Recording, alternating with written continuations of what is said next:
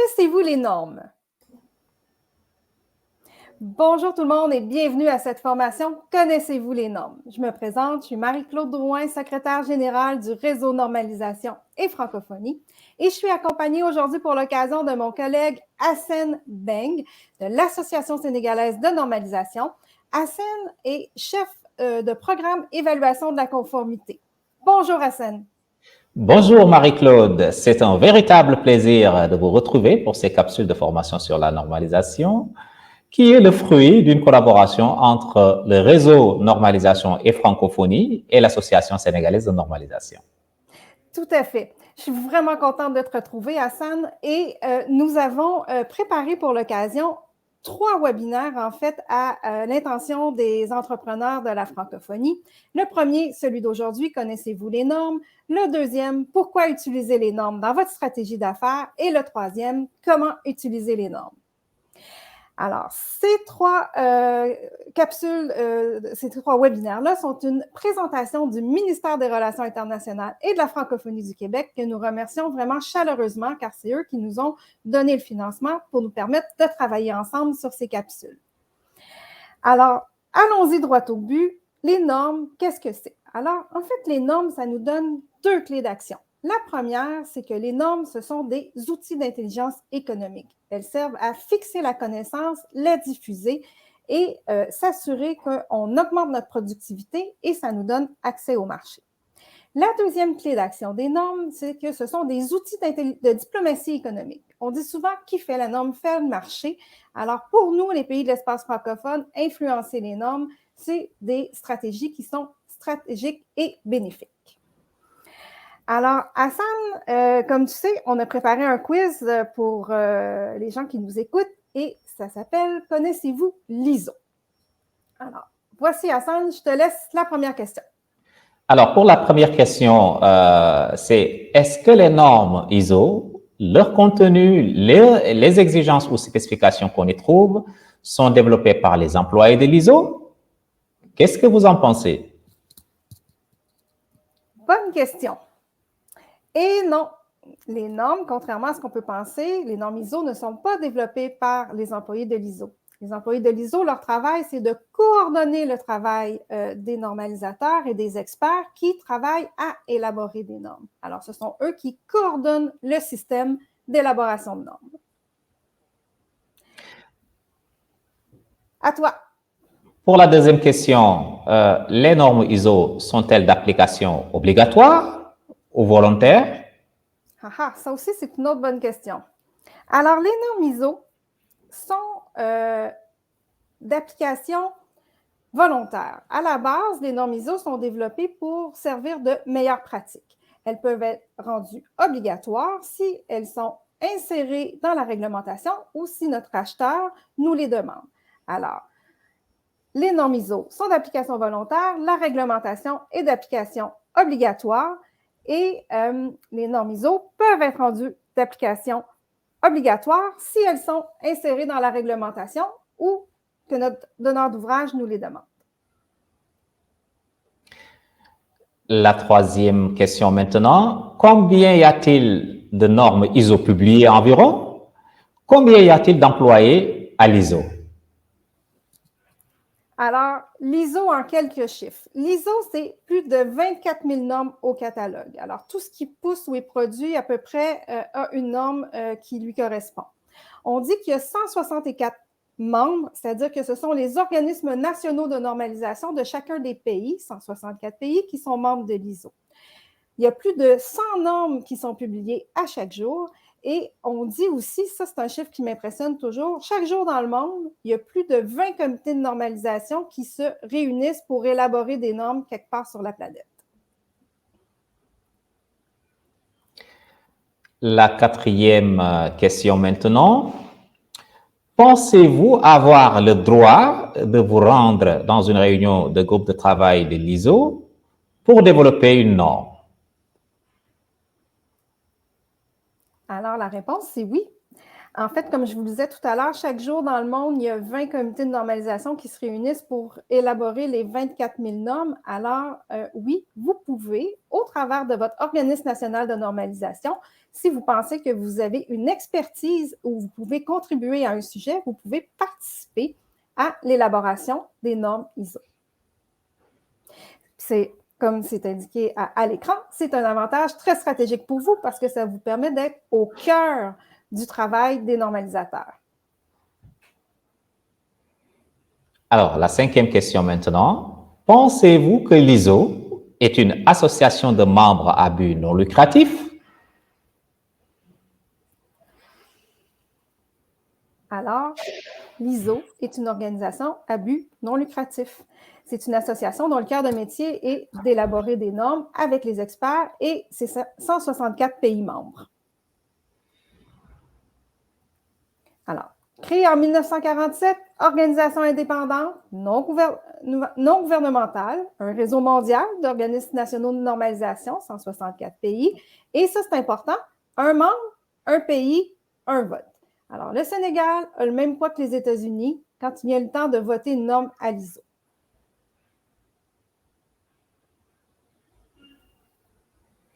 Bien, maintenant la 6e question. Pensez-vous que le cœur de métier de l'ISO est la certification? Alors, le cœur de métier de l'ISO, ce n'est pas la certification. Le cœur de métier de l'ISO, c'est d'élaborer des normes et ce sont des organismes indépendants qui assurent la certification. On en est actuellement à la 7e question. Connaissez-vous le nom de votre organisme national de normalisation? Alors, au Sénégal, c'est L'Association sénégalaise de normalisation, ASN. exact. Alors, si vous voulez savoir qui est votre organisme national de normalisation, vous allez sur la page de l'ISO, la page des membres, et vous allez trouver les 164 organismes de normalisation membres avec le lien et toutes les informations.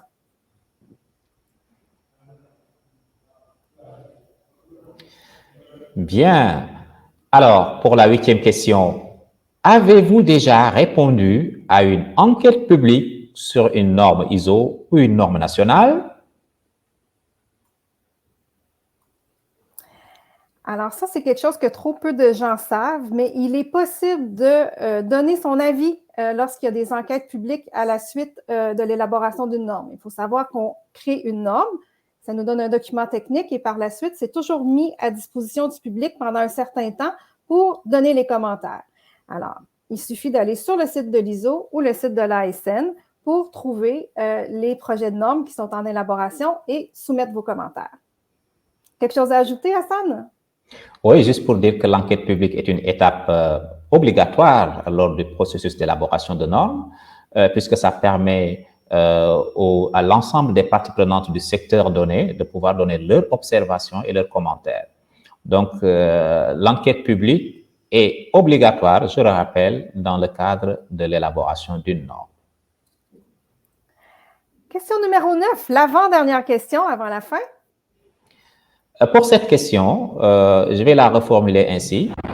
Utilisez-vous une ou plusieurs normes ISO dans votre quotidien ou dans votre entreprise?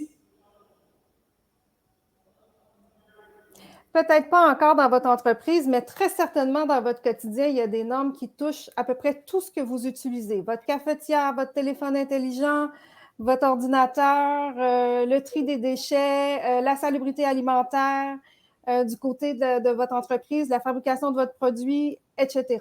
Tout ce qui pousse ou qui est produit ou à peu près a des normes. Et la dernière question. Pour cette dernière question, les normes ISO sont-elles gratuites ou payantes?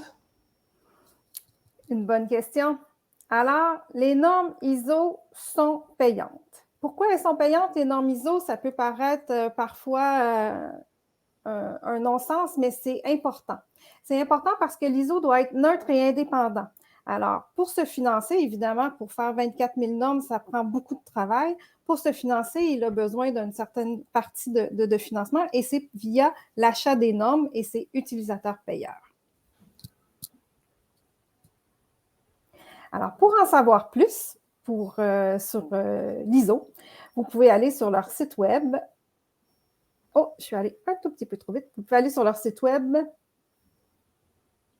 qui est iso.org. Voilà. Alors, ce qui nous amène à la deuxième partie de notre formation, Hassan, qu'est-ce qu'une norme? Je te laisse nous expliquer ça. Alors, une norme est un document de référence d'application volontaire, comme vous l'avez cité tout à l'heure, contrairement à une réglementation. La norme est toujours approuvée par un organisme à activité normative, c'est-à-dire par l'organisme de normalisation reconnu, tel que l'ISO au niveau international, l'ASN, l'Association sénégalaise de normalisation, ou ABNORM ou ANOR. La norme définit des exigences, des caractéristiques applicables aux activités, aux produits, aux processus également et aux services. Elle est le fruit d'une réflexion d'un comité de normalisation représentatif des parties prenantes du marché, mais également d'un secteur d'activité. Alors, ce qu'il faut noter, c'est que la norme sert à établir la compatibilité de produits, la sécurité des produits et des services, les meilleures pratiques.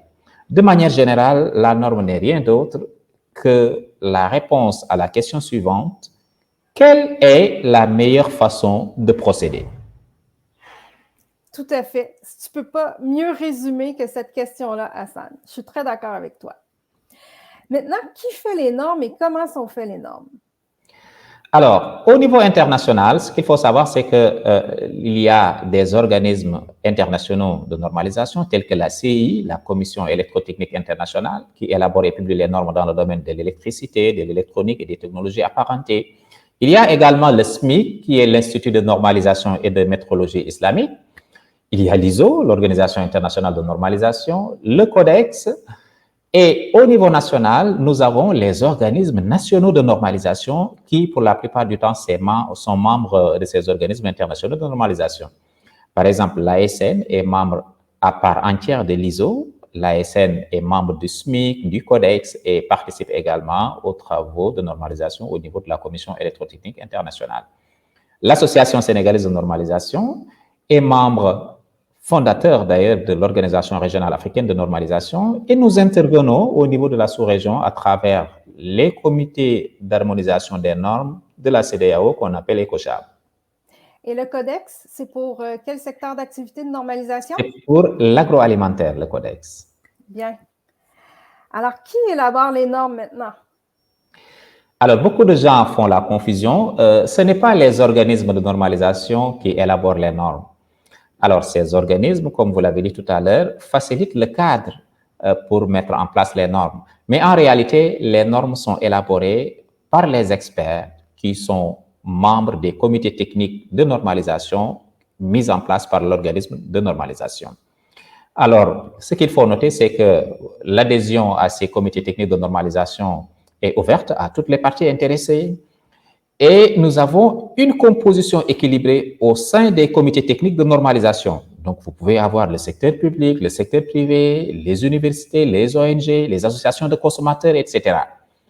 Ce qu'il faut noter également pour le comité technique de normalisation, c'est que la présidence est, pour la plupart du temps, et toujours d'ailleurs, externe à l'organisme national de normalisation. Par contre, l'organisme national de normalisation assure le secrétariat au sein de l'ONN. Alors, ce qu'il faut également souligner, c'est que comme il y a les normes qui sont élaborées au niveau international, c'est ça qui pousse souvent les organismes nationaux de normalisation à mettre en place des comités miroirs.